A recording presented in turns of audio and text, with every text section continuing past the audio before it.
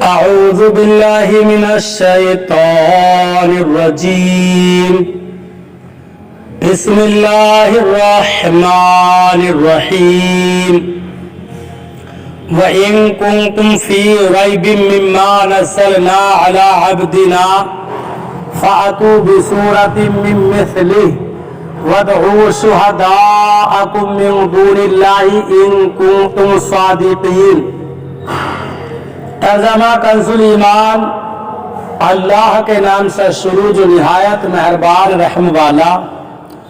اور اگر تمہیں کچھ شک ہو اس میں جو ہم نے اپنے ان خاص بندے پر اتارا تو اس جیسی ایک صورت لے آؤ اور اللہ کے سوا اپنے سب حمایتوں کو بلا لو اگر تم سچے ہو۔ ترجمہ کنز العرفان۔ اور اگر تمہیں اس کتاب کے بارے میں کوئی شک ہو جو ہم نے اپنے خاص بندے پر نازل کی ہے تو تم اس جیسی ایک صورت بنا لاؤ اور اللہ کے علاوہ اپنے سب مددگاروں کو بلا لو اگر تم سچے ہو۔ وَإِن كُنتُمْ فِي رَيْبٍ، اور اگر تمہیں کچھ شک ہو۔ اس سے پہلی آیات میں اللہ تعالیٰ کی قدرت و وحدانیت کا بیان ہوا اور یہاں سے حضور سید المرسلین صلی اللہ علیہ وسلم کی نبوت اور قرآن کریم اللہ تعالیٰ کی قرآن کریم کے اللہ تعالیٰ کی بے مثل کتاب ہونے کی وہ قاہر دلیل بیان فرمائی جا رہی ہے جو طالب صادق کو اطمینان بخشے اور منکروں کو عاجز کر دے۔ اللہ تعالیٰ کی عظمت کی سب سے بڑی دلیل محمد مصطفیٰ صلی اللہ علیہ وسلم ہے اور محمد مصطفیٰ صلی اللہ علیہ وسلم کی عظمت سے بڑی دلیل قرآن ہے، لہذا اس رکوع میں ترتیب سے ان سب کو بیان کیا گیا ہے۔ علی عبدنا، اپنے خاص بندے پر۔ اس آیت میں خاص بندے سے حضور پرنور صلی اللہ علیہ وسلم مراد ہیں۔ یہاں اس انداز تعبیر میں نبی رحمت صلی اللہ علیہ وسلم کی شان محبوبیت کی طرف بھی اشارہ ہے۔ اعلیٰ حضرت امام احمد رضا خان رحمت اللہ تعالی علیہ کیا خوب فرماتے ہیں، لیکن رضا نے ختم سخن اس پر کر دیا، خالق کا بندہ خلق کا آقا کہوں تجھے، فَأَتُوا بِسُورَةٍ مِّن مِّثْلِهِ، تو تم اس جیسی ایک صورت بنا لاؤ۔ آیت کے اس حصے اور اس کے بعد والی آیت میں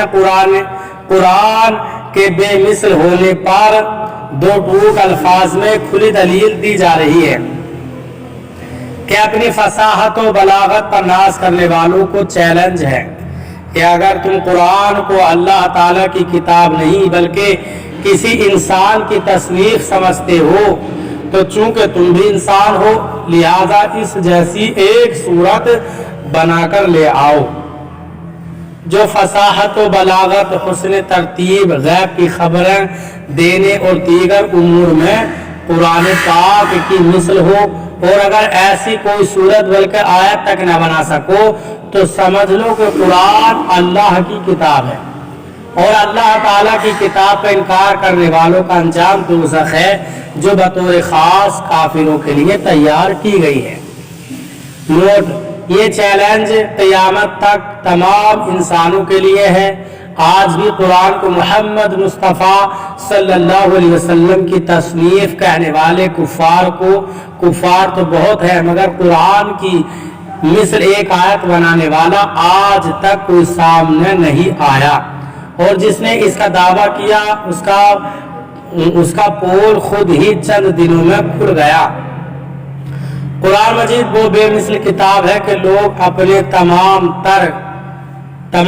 کمالات کے باوجود قرآن پاک جیسا کلام بنانے سے عاجز ہیں، اور جن و انس مل کر بھی اس کی آیات جیسی ایک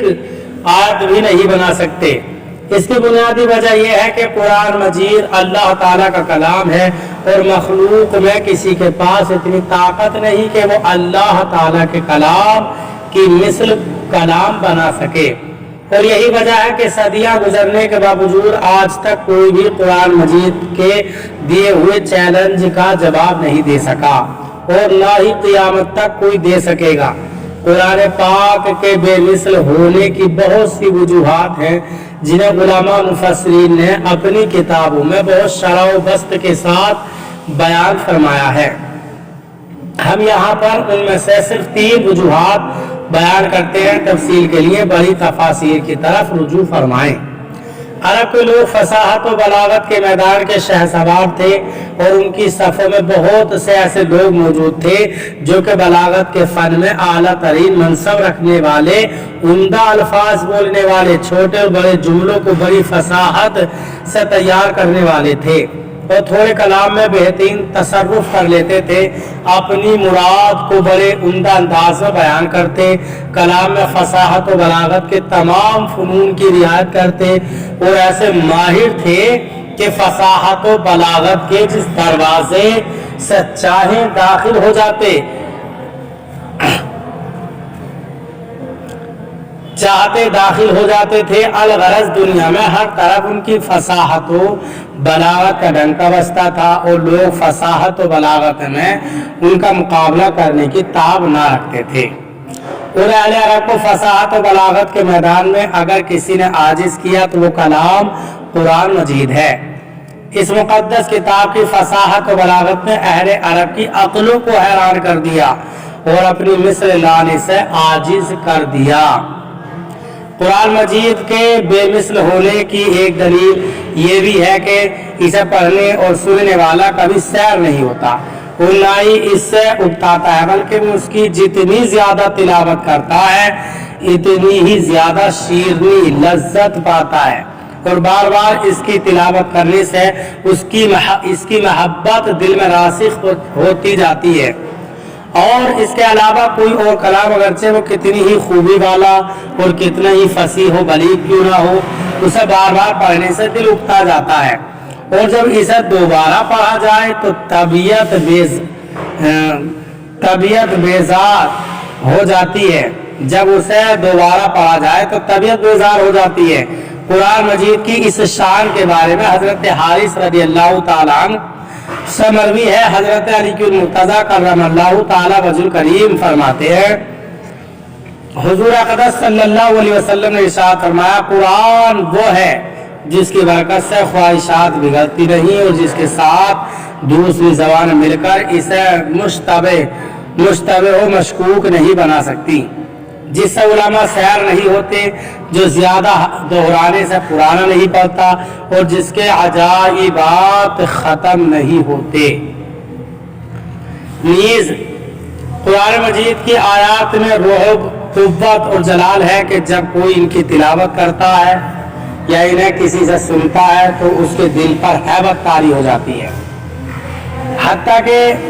جسے قرآن پاک کی آیات کے معنی سمجھ میں نہ آ رہے ہوں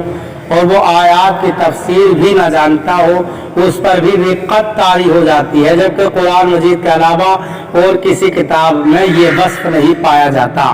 اگرچہ وہ کیسے ہی انداز میں کیوں نہ لکھی گئی ہو۔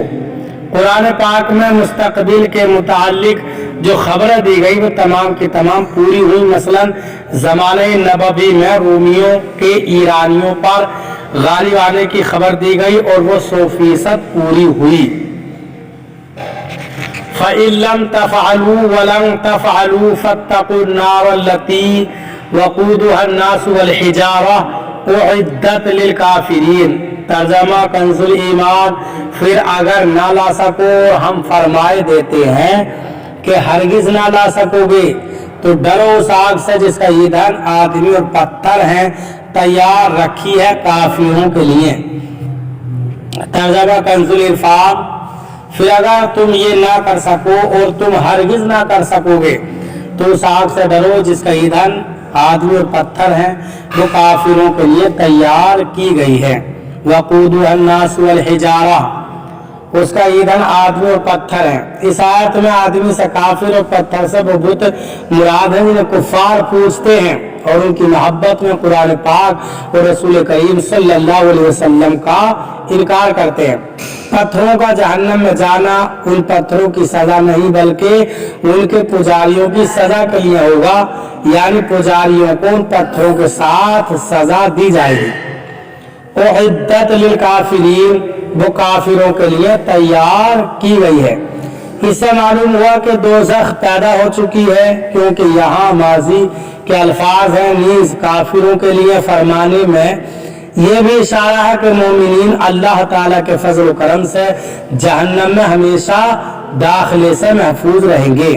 کیونکہ جہنم بطور خاص کافروں کے لیے پیدا کی گئی ہے۔ اللہ تعالیٰ ہمیں قرآن کریم پر صحیح معنی میں عمل کرنے کی توفیق عطا فرمائے۔ برادران اسلام، آپ تمام ہی حضرات سے گزارش کی جاتی ہے کہ خود بھی قرآن کریم کی تلاوت، ترجمہ اور تفسیر سماعت کیجیے، اپنے عزیز و اقارب اور رشتہ دار کو بھی شیئر کیجیے تاکہ آپ اس کے ذریعے صدقہ جاریہ کے مستحق ہو جائیں۔